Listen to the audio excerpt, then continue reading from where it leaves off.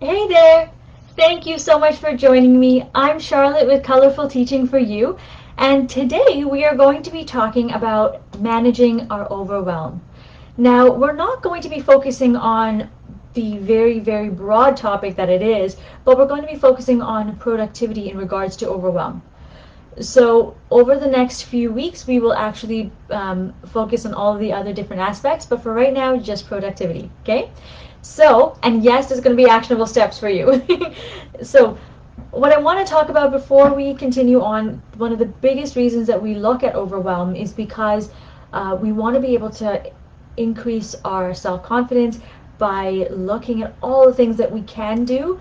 So, if you are struggling with self-confidence, know that there is a free guide for you that's associated with this video. You're welcome to download that. Now, I am not new to the concept of overwhelm, and I've been asked to talk about this today because when my son was a newborn, I was in grad school, and right now I'm taking a course about community building, and it is very rigorous, much more than I thought, mainly because I work in the night on it from 10 p.m. to 2 a.m. Just so that I can spend the days with my child. So what I'm trying to say is overwhelm is something that we all go through. Many of us go through at some point in our lives. It's it's a feeling of knowing that we just have so much on our plate and we don't know what to do about that or where to get started. So before we continue on looking at where to get started and how to get started, what I want you to look at is, and this is a great teaching tool for your students or children, is where in your body do you feel overwhelmed? Because when you figure that out, you can get started on taking steps right away so that you don't hit a roadblock later on. So here's what I mean. When I feel overwhelmed, it tends to occur in my jaw where I tend to clench, or I clench my fists a lot, or I get a headache. So where do you feel it? How do you feel it? Okay? The next thing I want you to remember is everything is manageable. We've got this. So when you feel overwhelmed, I want you to remember that you can do this. It is manageable. Okay? Take a few deep breaths and remember that. Okay? So do it with me right now. Okay? You're going to do it much slower, but this was just to get you started. Okay, now we're going to get to the actionable bit. So if you have a little bit of a difficult time catching up, make sure you know that this video will be on replay, so you can come back to it whenever you need to. Okay, so the first step I want you to do is we're going to create deadlines. Okay, and what I mean by this, if you are a student, you already have set deadlines. But if you don't have deadlines, I want you to go to the person that's giving you these tasks and figure out when you need to get it done. And what I mean by is, when is all hell gonna break loose if you don't get that task done? That very last moment. That's the deadline. I'd like you to take that and write that in your planner. Okay? The next thing I want you to do, depending on how long you have to work on a task, I want you to think 2 weeks in advance.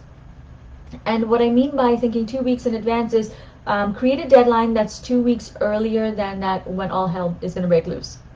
And this is the deadline we're going to work with. The reason we're creating a second one is because sometimes we procrastinate, sometimes life gets in the way, and that's okay. Then we've got that flexibility. Okay? So that's number one, you're going to create your deadlines. Number two is you are going to prioritize. So the way we're going to prioritize is you're going to look at that big task that you've got to complete, and you're going to write down all of the little tasks that you have to do in order to complete that big project. Okay? So if you're a student, it might be writing your essay. It might be brainstorming ideas before you write the essay. It might be working on a presentation style, or working with figuring out who your group members are going to be. If you're managing your home, it might be making sure your children get out of bed on time, making sure all their forms are filled out, their lunches are handed to them. If you're at work, it might be calling specific clients, maybe closing a specific deal, writing a contract. So look at all the little tasks that you have to do. Don't worry about any order, just write it all down. You're just brainstorming. The second part of this is you're going to take another colored pen, and you're going to, somewhere along the margins, I'd like you to write down all of your priorities. What I mean by it is, number 1 is highest priority, number 10, if that's all you have, if it's 10 tasks, then number 10 is the least priority, or it's not as important to finish right away. Okay, so when you've got your prioritized list, we're going to move on to step 3, which is quick wins. So your quick wins is you're going to take your highlighter, and you know how much fun highlighters are. I love highlighters.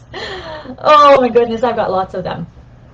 So you're going to take your highlighter, and you're going to highlight all of the things that you find fun, or that brings you joy, or that you find easy to work on, because these are the tasks that I want you to get started with right away, as fast as you can, because you want to have some quick wins under your belt so that you are gaining momentum, feeling like you've got something going, you see a sense of success so that you want to keep going. Excellent form of motivation right there, okay? So once you've highlighted your tasks, if you are working with people, this is a great time to delegate, because then you see what you don't like or what you might be struggling with. You can delegate it to people. Okay, you might have to do tasks that you don't enjoy, but that's okay. You might be able to get away with some of the other tasks that you don't like doing. Okay, so that's number 3, quick wins. Number 4 is you're going to plan it. And when I say plan it, what I'm talking about is I want you to take all of these specific tasks and put it into your planner. You can actually block out time. And the reason for your blocking out time is if someone comes up to you and says, hey, can you hang out with me, or could you go and move my refrigerator with me? I don't know, I'm coming up with things right now. Or could you, I don't know, go to a restaurant with me? You're going to have to say, sorry, can't do it right now. Now, if it's something fun, we will get to that. You will be able to do it, but just not doing that slotted time. The reason for it is when you have that time slotted, you know you need to work on it. If you just kind of let it go all loosey-goosey and you say, oh, I don't want to slot it down, then you don't actually ever get it done. And when you don't get it done, that's when you start to feel overwhelmed, because things start to pile on. So I want you to have that specific time that you're going to work on it, and then you can go and see people. Number 4, this is what 5, this is where you can actually enjoy time with people. And what I mean by that is, sorry, just getting a little comfortable there, is I want you to create incentives for yourself, because the ones that you highlighted, those tasks, those are going to come easy to you and you don't need to worry about. But the ones that you didn't highlight, those difficult tasks, you need to get something, you need to have some fun with it. So what I like to do is I like to do it in a sandwich method, okay? Bear with me here. So at the very beginning of the task, what I like to do is I like to eat a snack, for example, because you want to nourish your body. You choose what works for you. So enjoy that that top part. Then you've got either your meaty or vegetarian, whatever you want in the middle of your sandwich.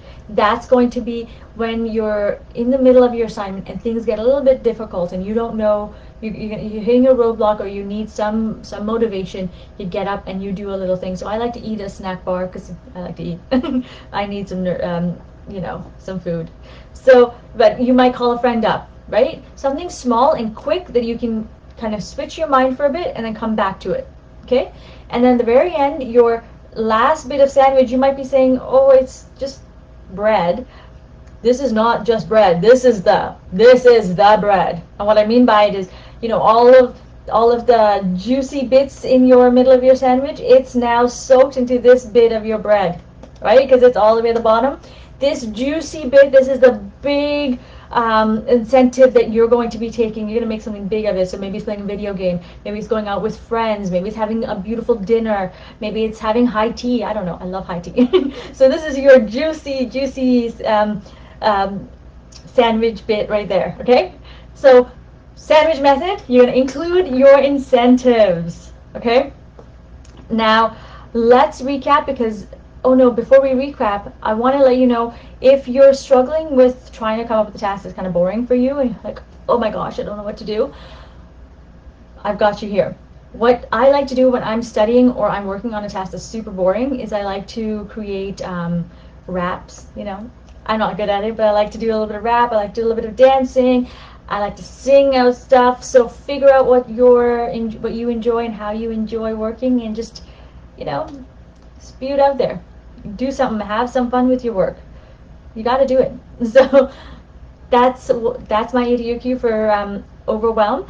And let's recap really quickly. Number one, actually before we get to number one, remember everything is manageable. You've got this. You're going to take some deep breaths, and then you're going to look at number one, stepwise create your deadlines, two different forms of deadlines.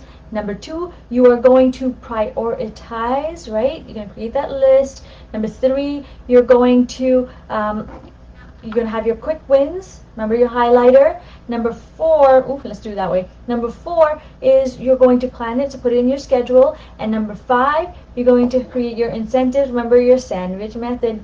Chomp, chomp, yum, yum. So those are your 5 steps. My hope is as you use this method, you are going to see your overwhelm go down and your sense of confidence go up. Okay, and if you are working on yourself with a sense of confidence, then download the free guide. It's linked with this video.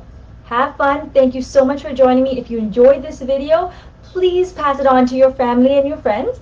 And in the meantime, I will see you next week, same place, same time, to talk about how to enjoy life by letting go of overwhelm. All right, my friends, take care. Remember to experience, create, and teach from the heart. Take care. Bye.